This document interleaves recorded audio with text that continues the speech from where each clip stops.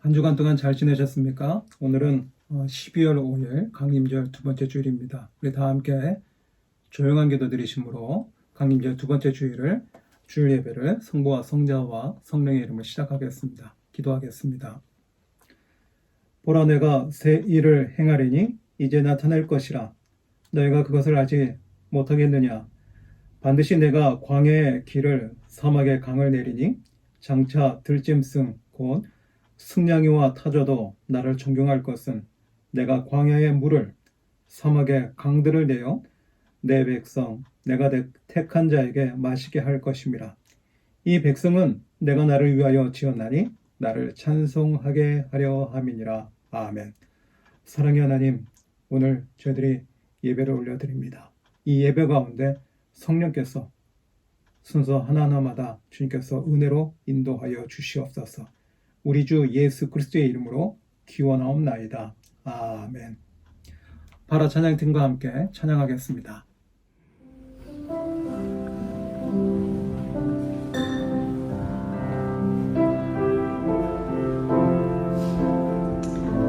우리 함께 약한 나로 강하게 찬양하겠습니다.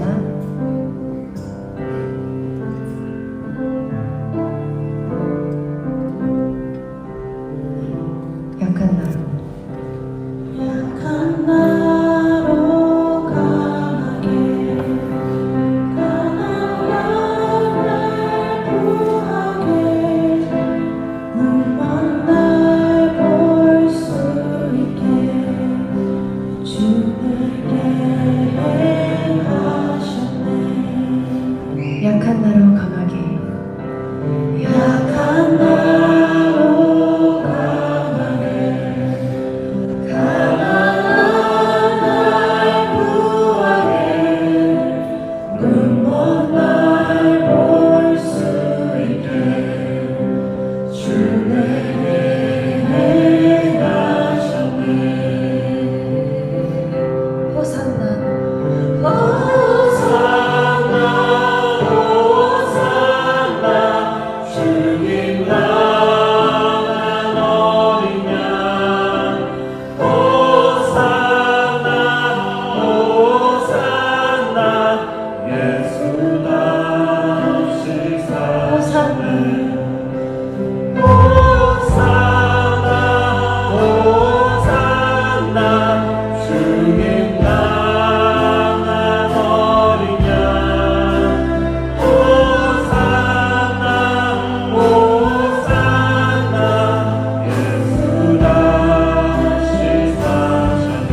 내가 건너야 할까?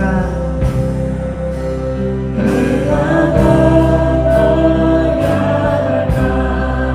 거기서 내 시선에 이제 주의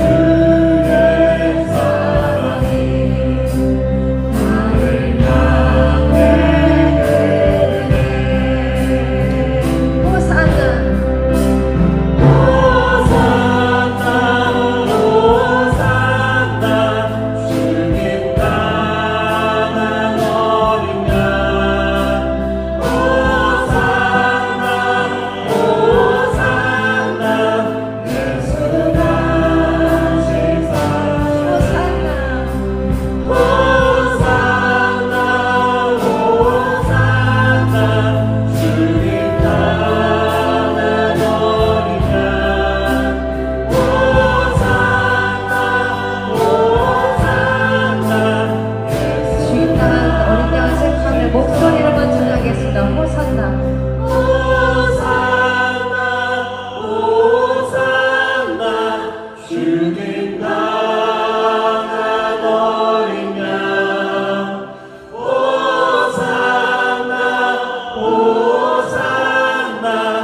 예수 다시 사셨네. 호산나 호산나 주님 나간 어린 양 호산나 호산나 예수 다시 깊은 강에서 주가 나를 일으키셨도다. 깊은 강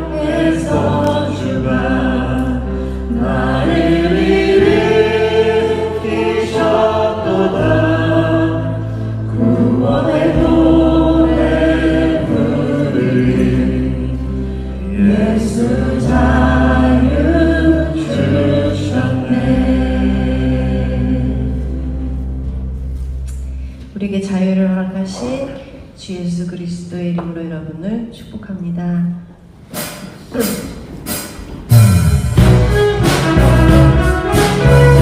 박수 치면서 신나게 찬양할까요?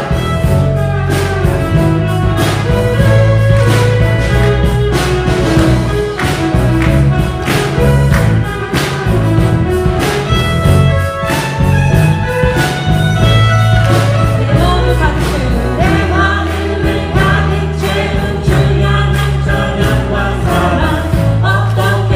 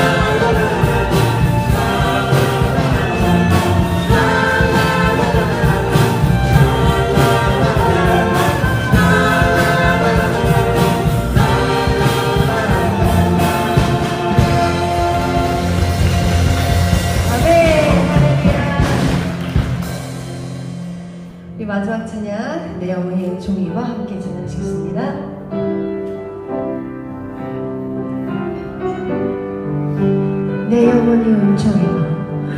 내 영혼이 은총입어 주만 되신 걷고 보니 슬픔 많은 이 세상도 적응으로 와우나 할렐루야 찬양하세 내 모든 죄 사함받고 주 예수와 동행하니 그 어디나 주의 얼굴을 뵙기 전에 주의 얼굴 뵙기 전에 멀리 되던 하늘나라 내 맘속에 이루어지니 날로 날로 가까우다 할렐루야. 찬양하세 내 모든 죄 사함받고 주 예수와 동행하니 그 어디나 높은 산을 거친 들이 높은 산이 거친들이 조망이나 근거리나 내 주 예수 오신 곳이 그 어디나 하늘나라 할렐루야 찬양하세 내 모든 죄 사함받고 주 예수와 동행하니 그 어디나 하늘나라 우리 이 시간 함께 기도하며 나아가겠습니다. 하나님, 슬픔 많은 이 세상도 우리가 천국으로 하게 해주세요. 우리 안에 주님께서 진정한 천국을 누리게 해주세요 하면서 기도하겠습니다.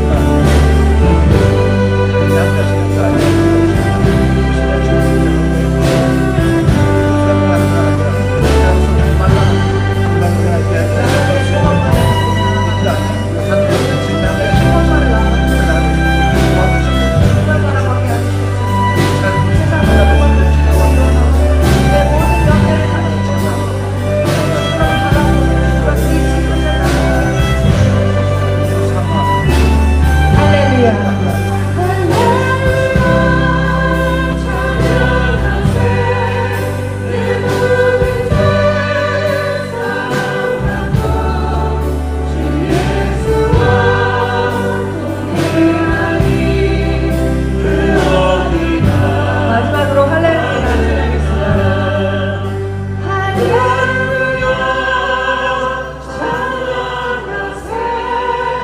내 모든 죄 사함받고 주 예수와 동행하니 그 어디나 하늘나라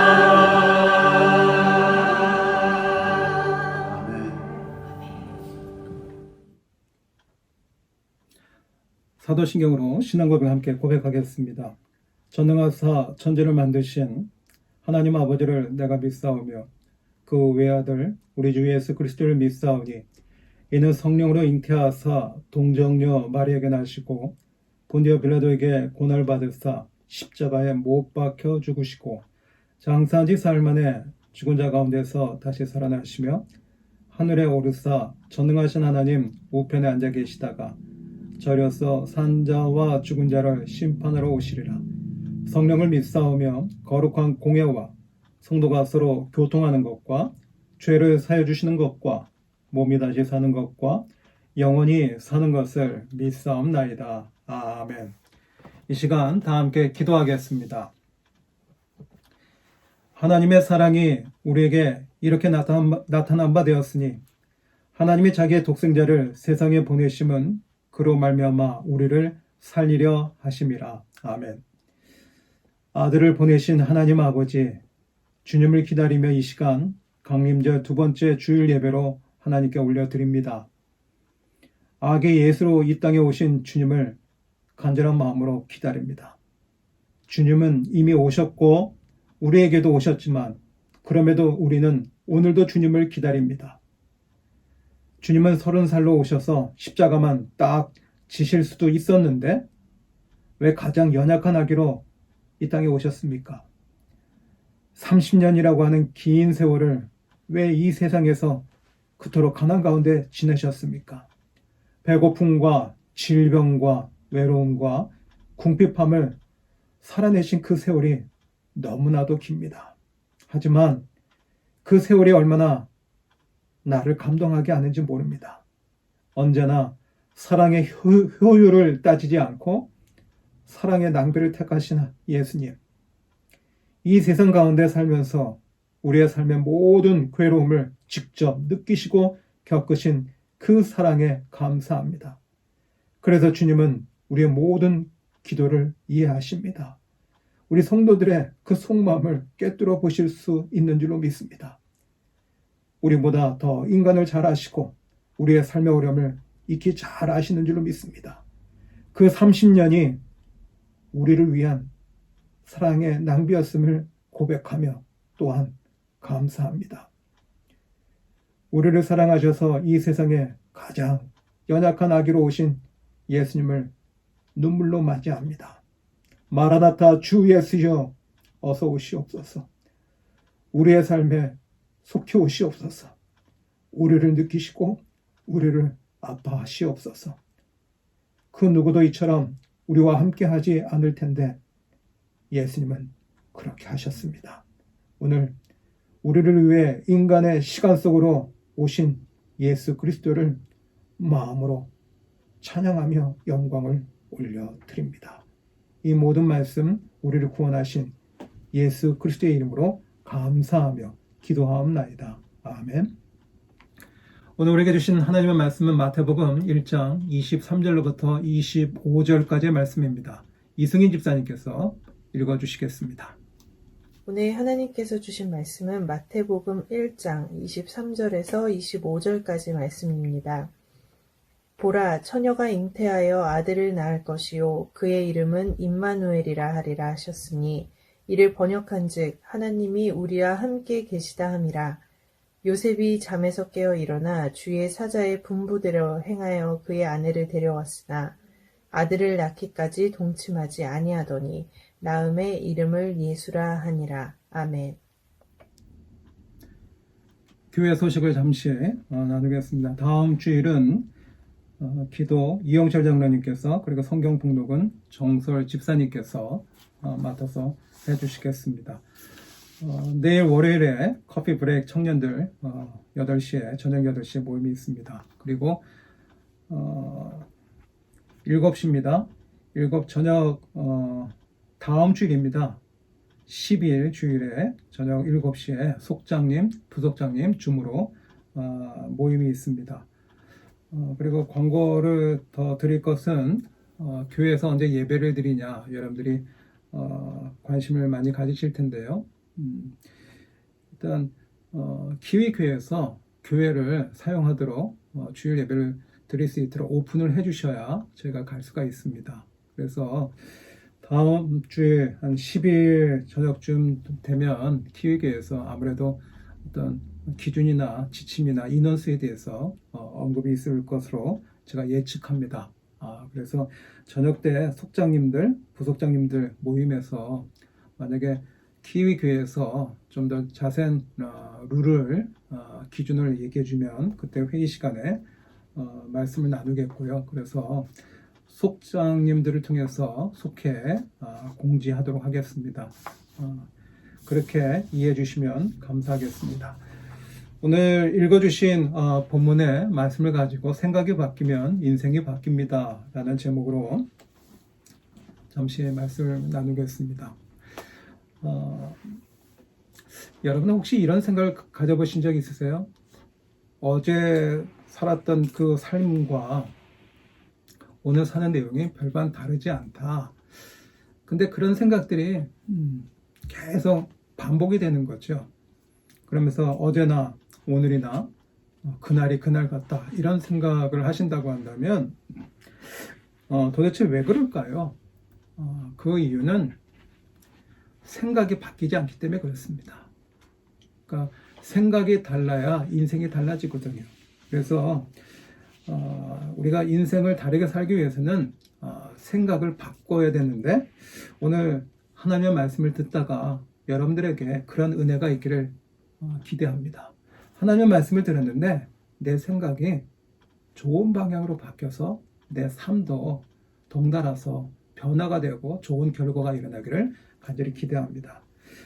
요즘 저희가 좀 이렇게 바이러스로 인해서 제한이 조금 좀 풀리긴 했어도 아직까지 이렇게 접촉하는 게 원활하지는 않죠. 그래서 요즘 그리운 게 뭐냐면 사람다운 만남을 좀 만났으면 좋겠다. 사람을 이렇게 사람 냄새가 나는 그런 만남. 이것이 참 그립습니다. 그래서 제가 예전에 읽었던 시 가운데 정현종이라고 하는 시인이 방문객이라고 하는 짧은 시를 썼는데 그걸 제가 읽은 적이 있거든요. 거기서 보니까 이 시인은 사람에 대해서 참 귀하게 여기더라고요. 그래서 시 한 구절 한 구절 읽어보면 사람에 대해서 참 그리워하고 사람을 정말로 귀하게 여기는 모습이 역력히 드러나더라고요. 짧은 시의 그 일부분을 제가 여러분들에게 읽어드리겠습니다. 사람이 온다는 건 실은 어마어마한 일이다. 그는 그의 과거와 현재와 그리고 그의 미래와 함께 오기 때문이다. 한 사람의 일생이 오기 때문이다. 저는 이 시를 생각하면서 우리가 오늘 예배를 드리는데요. 한국에서 살던 그런 사람들, 또 뉴질랜드에서 사는 사람들, 그런 인생들이 다 모아져가지고 지금 우리가 예배를 드리는 거잖아요. 그리고 과거에 어떻게 살았는지 그런 히스토리가 있고, 또 이 뉴질랜드 와서 살아가는 또 히스토리가 있고, 그리고 요즘에 최근에 일어나는 우리의 감정과 우리의 마음들의 그 표현들이 있잖아요. 그 모든 것을 다 모아가지고 지금 이 자리에 우리가 모여 있는 거잖아요. 그러니까 사람마다 다양하겠죠.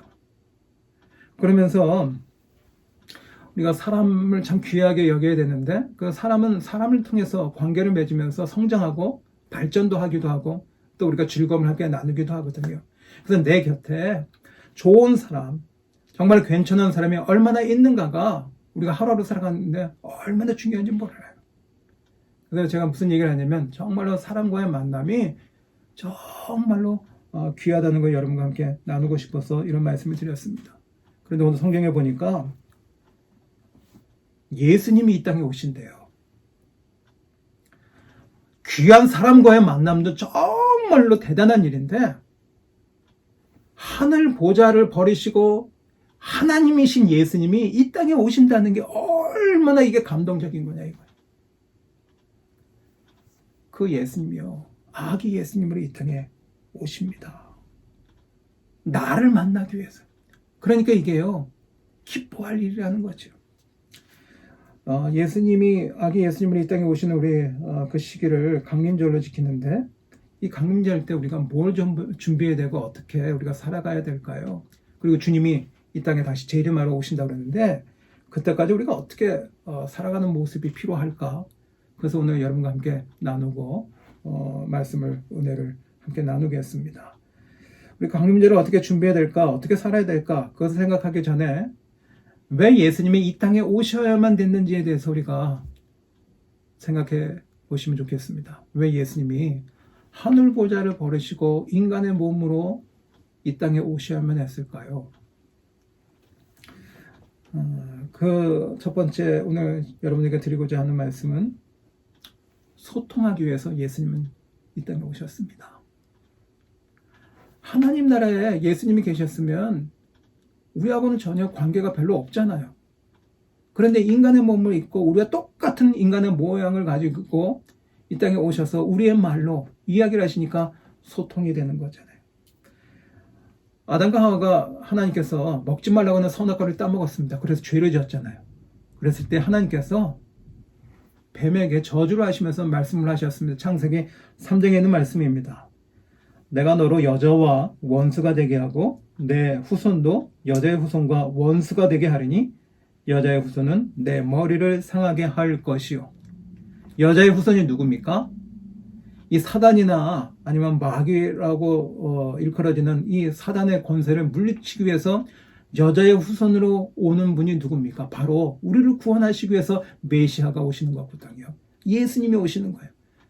그래서 우리가 조금 전에 사도신경으로 신앙 고백했잖아요. 전능하사 천지를 만드신 하나님 아버지를 내가 믿사오며 그 외아들 우리 주 예수 그리스도를 믿사오니 이는 성령으로 잉태하사 동정녀 마리아에게 나시고 여자의 후손으로 태어나셔서 이 땅에 악의 권세를 물리치시고 우리가 죄의 속박 속에 있는데 우리를 자유의 몸이 되게 하시기 위해서 아기 예수님이 이 땅에 나를 만나시기 위해서 나에게 하나님과 관계가 깨져서 죄인으로서 영적으로 막혀 있는데 이걸 뚫어주시기 위해서 예수님께서 이 땅에 오셨다는 거예요. 그래서 아담과 하와가 선악과를 따먹게 되면 정령 죽으리라 하나님께서 말씀하셨는데 정말 죽었거든요. 어떤 것이 죽었냐? 아담과 하와가 영적으로 죽었어요.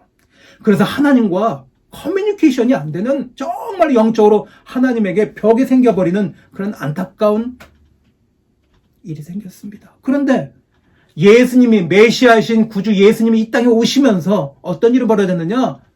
하나님과 맡겼던 그 관계에 거기를 뚫어주시고 함께 하나님과 하나님의 자녀로서의 관계를 회복시켜 주시기 위해서 소통시키기 위해서 예수님이 인간의 몸을 입고 오셨다는 거죠.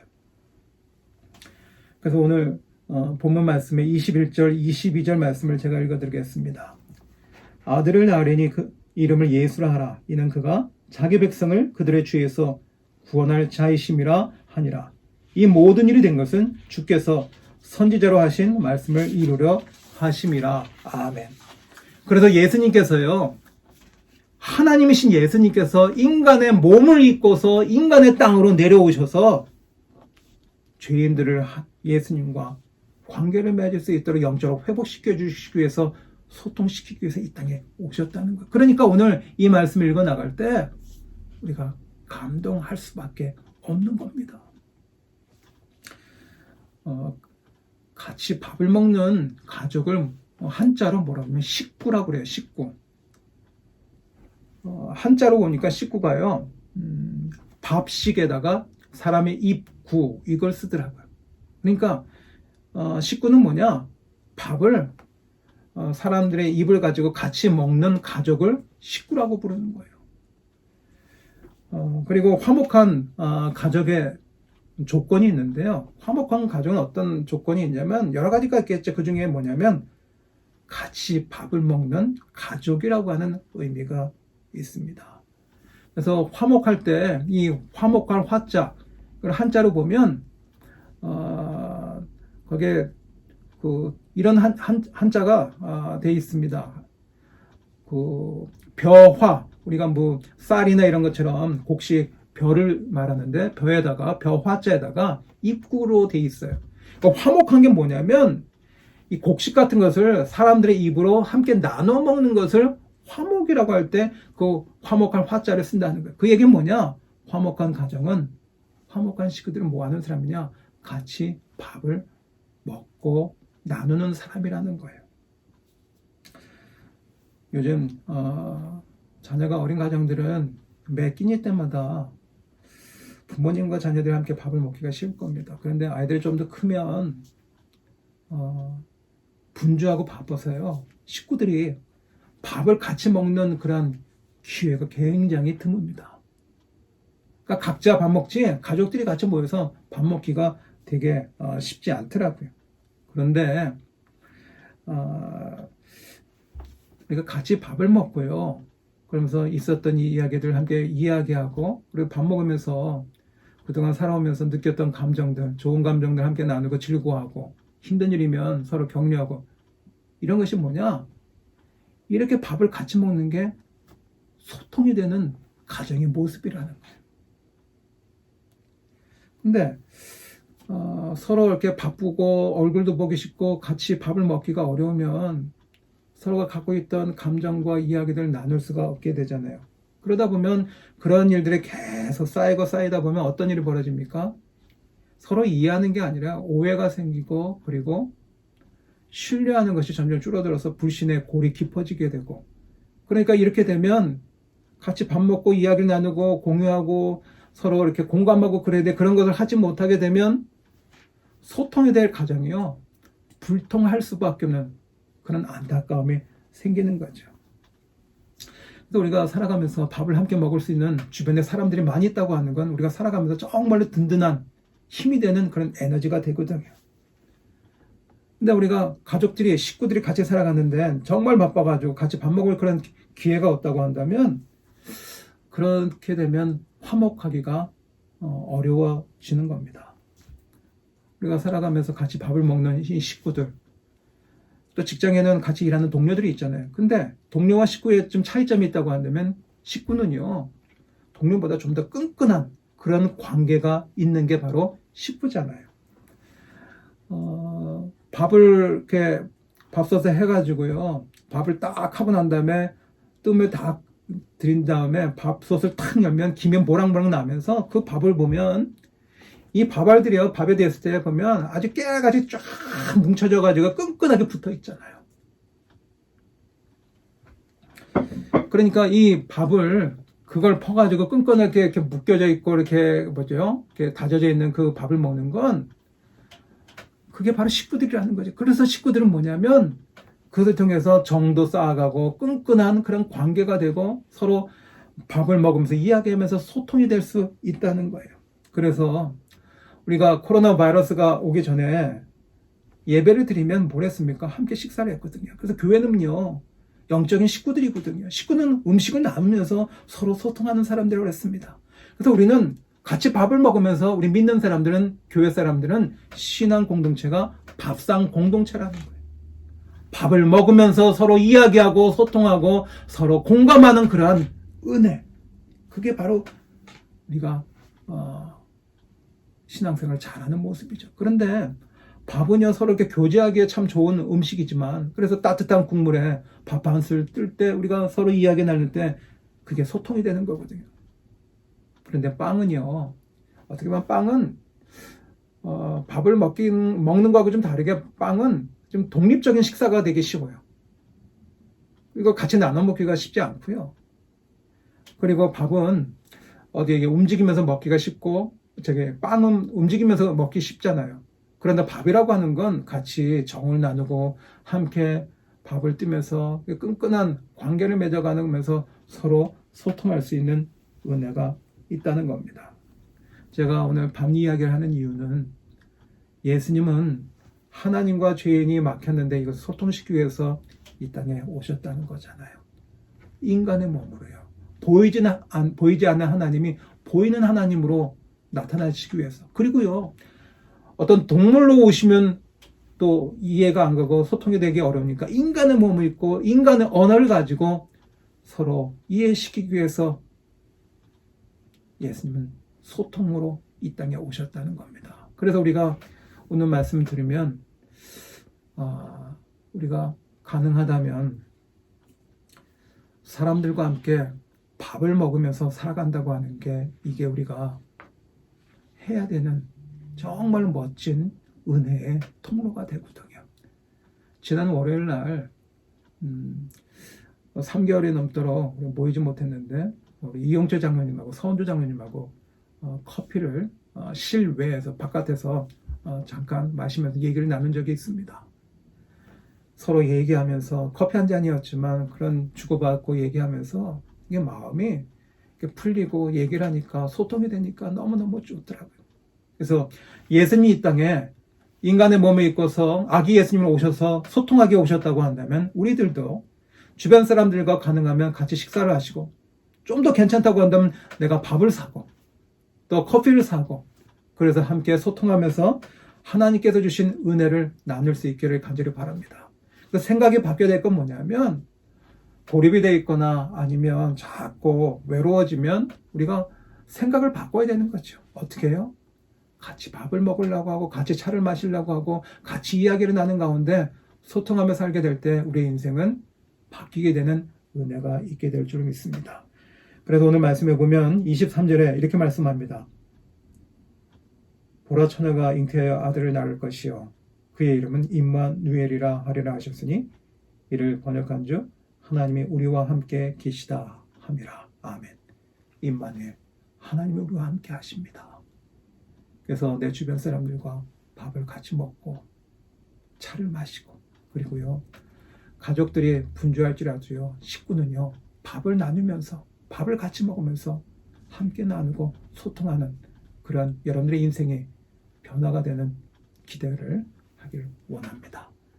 그러면서 오늘 말씀에 쭉 읽어보면 예수님이 왜 이 땅에 오셨는가? 첫째는 소통하기 위해서 오셨다 그러면 우리는 밥을 먹으면서 소통할 수 있는 거고요. 또 한 가지는 예수님은 오늘 21절에 보시면 그가 자기 백성을 그들의 죄에서 구원할 자이심이라 하니라. 예수님께서 아기 예수님을 이 땅에 오셔서 많은 죄인들을 구원으로 인도하시기 위해서 예수님은 그 모든 사람들을 포용하셨어요. 그런데 예수님은 아주 화려하고 멋진 궁전에서 태어나신 것이 아니라 초라한 마곡간의 구유 위에 누이셨잖아요. 아마 세상에 태어나서 구유에 이렇게 아기가 누워있는 모습은 쉽게 보지 못할 겁니다. 그래도 하나님이신데요. 하나님이신 예수님이 인간의 몸을 입고 오셔도 그래도 좀 더 이렇게 괜찮은 곳에서 태어나셔서 그래야 되는 거 아닙니까? 그런데 예수님이 왜 그렇게 초라한 곳에 태어나셔야만 했을까요? 예수님이 아주 럭셔리하고 화려한 궁중에서 태어났다고 한다면 가난하고 배우지 못하고 사회적 약자들이 가서 예수님하고 거리감을 느끼지 않을까요? 모든 사람들을 포용할 수 있고 모든 사람들을 수용할 수 있고 모든 사람들을 안아줄 수 있는 그러한 구세주로 오시기 위해서는요 철저하게 예수님은 낮아지셔야만 했던 겁니다. 그래서요 예수님이 낮아지셨기 때문에 다 품을 수 있는 거예요. 그래서 예수님은 바다인 거예요. 우리 주변에 바다에 가까이 갈 수 있잖아요. 예수님은 어떠시냐? 많은 사람들 품기 위해서 바다와 같은 분이시라는 겁니다. 여러분 생각해 보셨습니까? 어떤 생각이냐면 세상의 모든 물은요 어디로 모이는 줄 아세요? 바다로 모입니다. 왜 바다에 물이 모일까요? 바다는요 모든 물을 다 받아주거든요. 모든 물을 다 받아주기 위해서요 바다는 어떠한 곳에 있는지 아세요? 가장 낮은 곳에 있어요. 시냇물도 받아들이고요. 강물도 받아들이고요. 호수의 물도 받아들이고 산속에 있는 계곡물도 다 받아들이고 가장 낮은 곳에 있는 것이 뭐냐? 모든 물을 받아주기 위해서 바다는 가장 낮은 곳에 있는 사람과 관계를 맺을 때도요. 상대방을 높이고 내가 낮아져서 겸손한 마음으로 대화를 하고 그런 위치에 있을 때 상대방이 말을 하면 그것을 내가 다 받아주기가 쉽잖아요.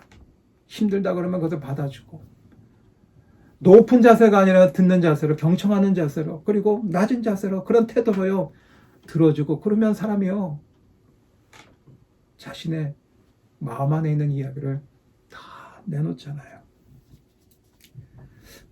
그래서 나를 낮추고 상대방을 높이면요 사실은 덩달아서 나도 높아지는 거거든요.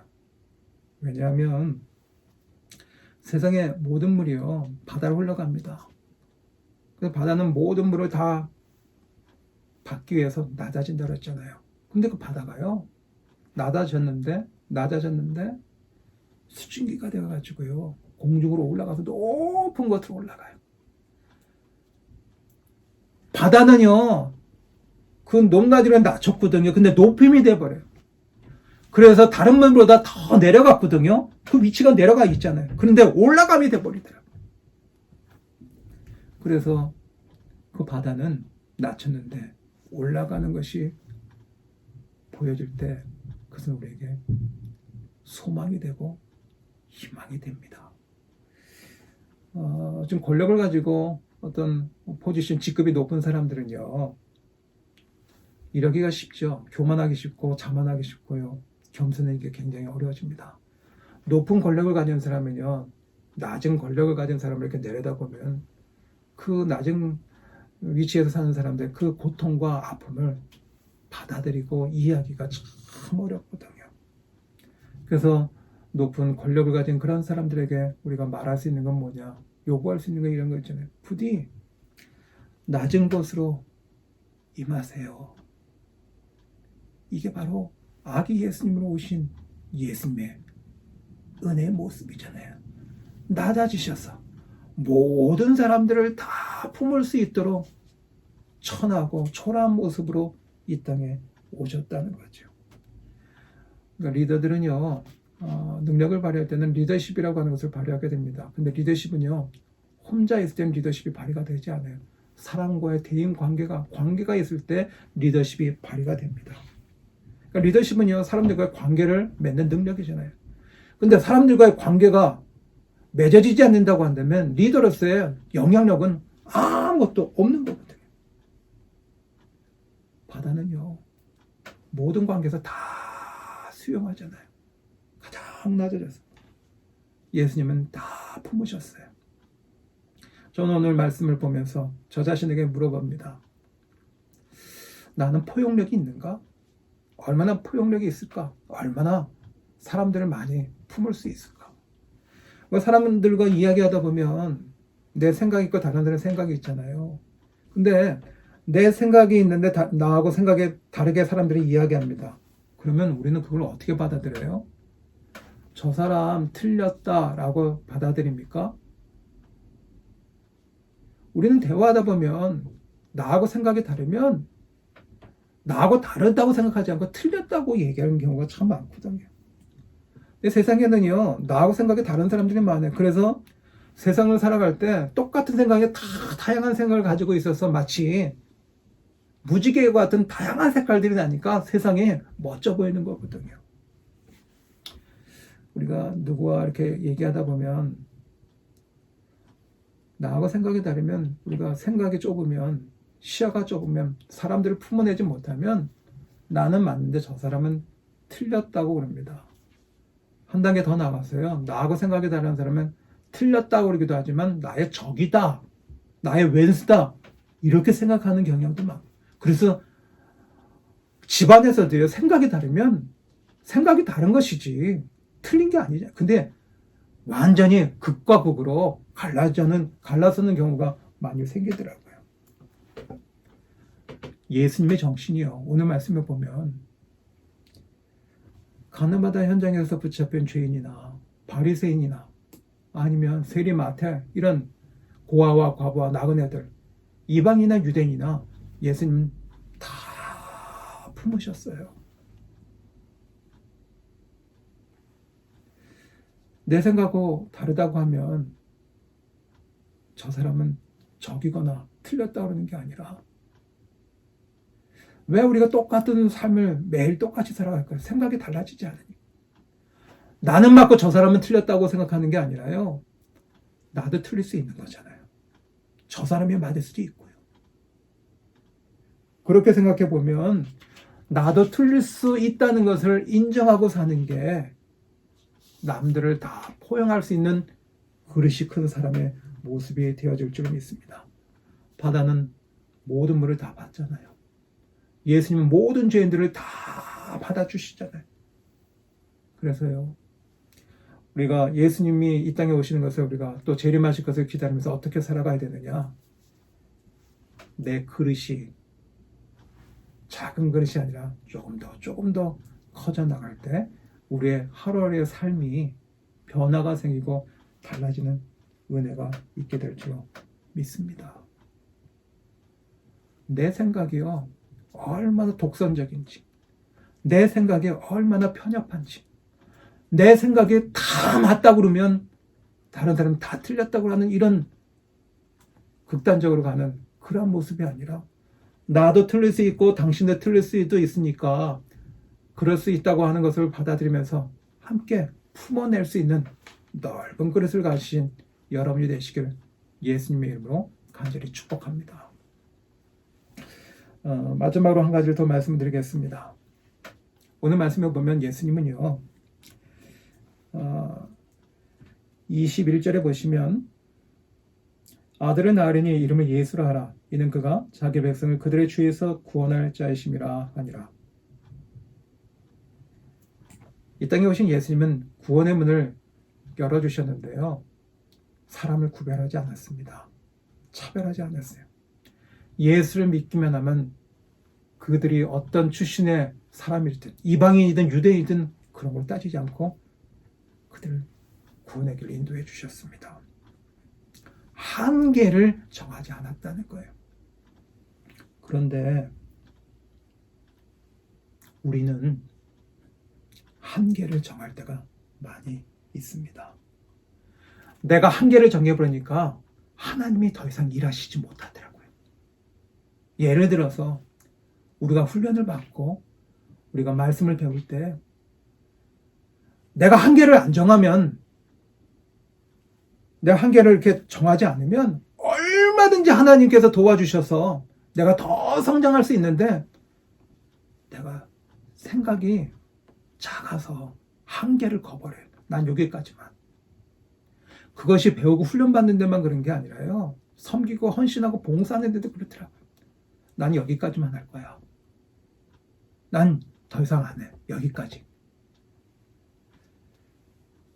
그렇게 한계를 정해버리니까 하나님은 넓으신 분이고 광대하신 분인데 나를 통해서 역사하기를 멈추실 수밖에 없는 거예요. 왜요? 내가 더 이상 받아들이지 않으니까. 그리고 운동을 할 때 헬스장에 가서 웨이트 트레이닝을 합니다. 이렇게 들어오려고 그러는데, 근데 우리가 이제 근육을 다지기 위해서 웨이트 트레이닝을 하는데 이렇게 운동하는데 세트가 있잖아요. 한 세트하고 두 세트. 그런데 거기서 트레이너가 어떻게 합니까? 한 세트 하고 있는데 너무너무 힘들잖아요. 이제 이 무게를 이렇게 드는 게 정말 손이 떨리고 더 이상 못 올라올 것 같아요. 그때 뭐라고 그럽니까? 5개만 더 합시다. 3개만 더 하자. 막 손이 떨리고 더 이상 못 하겠는데 그게 한계잖아요. 근데 근육은 어떻게 다져지냐면 그 힘든 최대치에, 한계치에 있을 때 그거를 넘어가기 시작하면 그때 내 근육이 더 굳건해지기 시작하고 단련해지기 시작하는 거거든요. 사람들은요, 그 한계치를 넘어설 때 새로운 세상을 보게 되더라고요. 제가 지난 주일날 말씀드렸던 손끝으로 세상과 소통하다라는 책을 썼던 한국의 미스터 초밥 왕이라고 하는 안효주라고 하는 분의 이야기를 잠깐 말씀드렸습니다. 그분은요, 초밥을 이렇게 손에 쥐어서 딱 만들 때요, 이 밥알 개수가요 350개가 나온다고 합니다. 그런데 다음에 또 손을 움켜쥐어 가지고 초밥을 만들면 또 350개요. 여러분, 밥알의 개수를 어떻게 그거를 손으로 감각을 느낄 수 있겠어요? 그러면 이분은 그 밥알 350개를 정확하게 맞추는데요, 얼마나 노력을 했을까요? 아마 제가 볼 때는 그 사람으로서의 한계치에 다달랐고 그걸 넘어가는 과정 속에서 이분은 몸으로, 머리가 아니라 온몸으로 이 손끝의 감정으로, 촉감으로 이것을 이뤄냈지 않았을까. 한계치를 넘은 거죠. 신앙이 자라고 한 단계 더 가기 위해서는요, 한계치를 넘어야 돼요. 신앙의 근육이요, 늘 하던 자리에 있으면요, 더 이상 자라나지 않더라고요. 생각하는 것도 더 이상 자라나야 되는데 그 생각이 늘 하던 대로 그 안에 있으면 더 이상 변화가 일어나지 않습니다. 성경에서 예수님께서 이렇게 말씀하셨습니다. 나를 따라오거든 자기를 부인하래요. 나는 죄인입니다. 나는 능력이 부족합니다. 자기를 부인하라는 거죠. 그러면서 뭐라고 그래요? 나를 따라오거든 자기를 부인하고 자기 십자가를 지고 나를 따를 것이냐. 나를 따라오려면 나를 부인하고요, 그리고 자기가 지어야 될 희생을, 헌신을 해야 한다는 거예요. 그것은 자기의 한계를 초월해야 된다는 거예요. 그걸 넘어가야 된다는 거예요.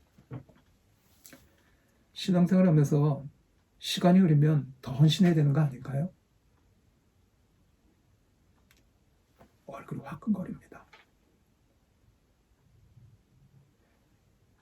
신앙생활을 하면 더 헌신하고 말하지 않아도 자발적으로 더 해야 되는데 난 여기까지예요. 그리고 그 다음엔 더 줄여요. 우리의 신앙에 민낯이 드러나는 모습이 이런 모습이어서는 안 되잖아요.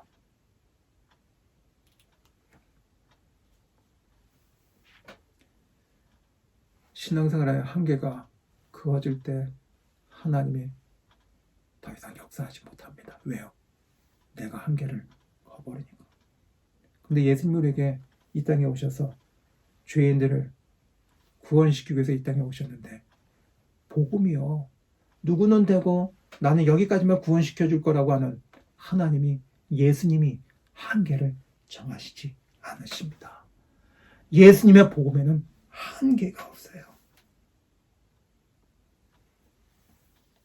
나도 생각이 바뀌어서 한계를 정하지 말고 한계를 넓혀 나갈 때 그곳에 하나님의 역사가 일어나는 은혜가 있게 될 줄 믿습니다. 생각이 변하면 인생이 바뀝니다. 우리가 주님 오실 때까지 이 강림절 절기뿐만 아니라 주님이 재림하시는 그날까지 어떻게 살아가야 되느냐. 예수님은 죄인인 우리와 하나님 사이에서 소통을 시키기 위해서 그래서 회복되기 위해서 소통하시기 위해서 이 땅에 인간의 몸으로 오셨다는 겁니다. 그렇다고 한다면 나도 주변에 있는 사람들과 소통하기 위해서 우리가 가장 잘할 수 있는 것 차를 마시고 밥을 먹고 밥을 대접하고 그러는 가운데 여러분의 삶이 사람들과 함께 소통이 되어서 하루하루가 은혜로운 삶이 되기를 간절히 기대합니다.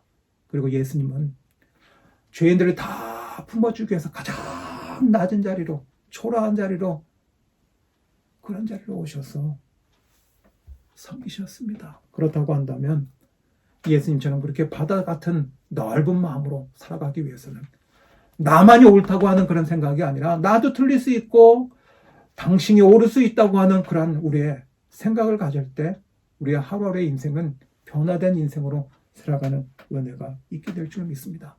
독선적인 것이 아니라 편협한 것이 아니라 개방적이고 함께 어우러져 살 수 있는 그 은혜가 저와 여러분에게 필요합니다. 마지막으로는요. 복음은요. 아기 예수님 이 땅에 누구든 제한을 두지 않으셨어요. 여기까지만 구원시키고 저기까지는 구원 안 시키다. 그런 게 아니라 모든 사람들 구원하시려고 하는 한계를 초월하신 그런 하나님이시라고 한다면 우리가 배우고 생각하고 또 헌신하고 봉사하는 그 그릇에 한계를 넓혀가는 것이 저와 여러분이 하나님이 그것을 통해서 일하시는 은혜가 있게 될 줄 믿습니다. 바라시기는 오늘 말씀을 통해서 이 땅에 오신 예수님을 바라보면서 저와 여러분의 생각이 바뀌어지는 은혜를 통해서 이 세상이 매일매일이 똑같은 매일이 아니라 날마다 달라지는 그런 은혜로 이 강림절을 준비하시고 주님의 재림을 맞이하시는 여러분이 될 수 있기를 예수님의 이름으로 축복합니다. 오늘 말씀 생각하시면서 강림절 찬송가 105장 찬송하시고 헌금 기도와 축도함으로 예배를 마치겠습니다.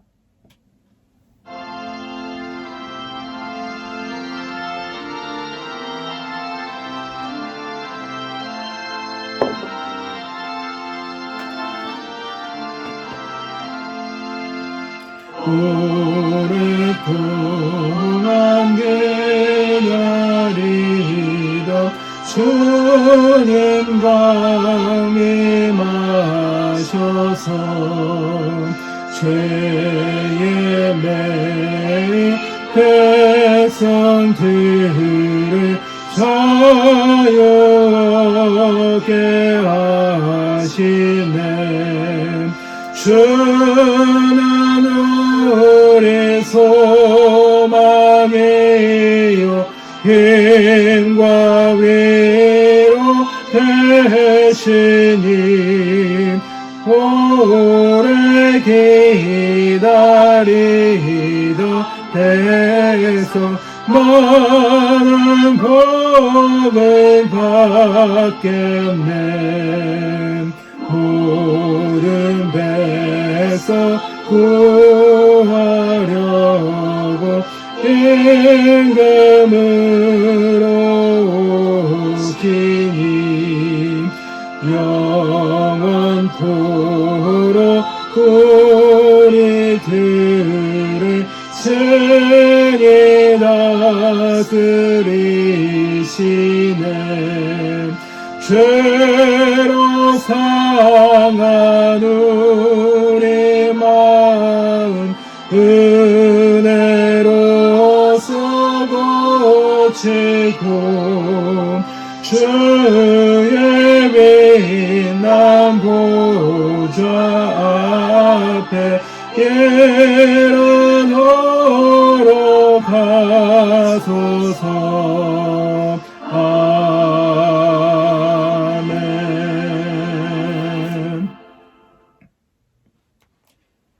이 땅에 오신 예수님, 우리에게 은혜를 베풀어 주시고 우리의 영원한 생명을 주시고자 이 땅에 오신 주님을 바라볼 때에 임마누엘의 주님이 얼마나 우리에게 함께 하시는 것이 얼마나 은혜가 되는지 다시 한번 깨닫습니다. 사람들은 세상을 떠날 때 그동안 세상에서 이루었던 것들 아무것도 가져가지 못합니다. 하나님 나라에 갈 수 있느냐? 주님을 믿느냐? 이것이 얼마나 중요한 것인지 다시 한번 깨닫는데, 임마누엘의 하나님으로 이 땅에 오셔서 우리에게 구원의 은혜를 베풀어 주시면 주님을 찬양하고 감사합니다. 한 주간 살아가면서 아버지 하나님, 경제생활하며 예배를 주님의 몸된 교회를 위해서 두 손을 올려 드립니다. 하나님 아버지, 하나님께 감사하는 마음으로 올려드리오니 이 예물이 쓰여지는 곳에 하나님의 나라가 성장할 수 있도록 아버지여 씨앗이 될 수 있도록 인도하여 주시고, 사람의 뜻대로 쓰여지는 것이 아니라 복음의 확장을 위해서 주님 나라를 위해서 쓰임받는 예물이 되도록 성별하여 주시옵소서. 특별히 강과 앞기는 주님의 교회에 속한 모든 성도들의 가정을 주님께서 책임져 주시옵소서. 저들의 앞길을 인도하여 주시고 어르신부터 우리 자녀들까지 털끝 하나 다치지 않게 인도하여 주시고 한 주간 살아갈 때 평안함에 은총으로 살아갈 수 있도록 도와주시되, 특별히 하루속히 아버지 하나님 교회에 가서 우리 모든 성도들이 예배드리고 함께 식사하면서 서로 소통하는 즐거움을 나누게 인도하여 주시옵소서. 이제는 우리 주 예수 그리스도의 은혜와 하나님 아버지의 사랑하심과 성령님의 인도하심이 이 시간 예배를 드리는 주님의 귀한 자녀들 한 사람 한 사람 머리 위에 이제로부터 영원까지 함께하여 주시옵기를 간절히 축원하옵나이다. 아멘. 예배를 마쳤습니다. 감사합니다. 한 주간 동안 평안하시길 기도하겠습니다.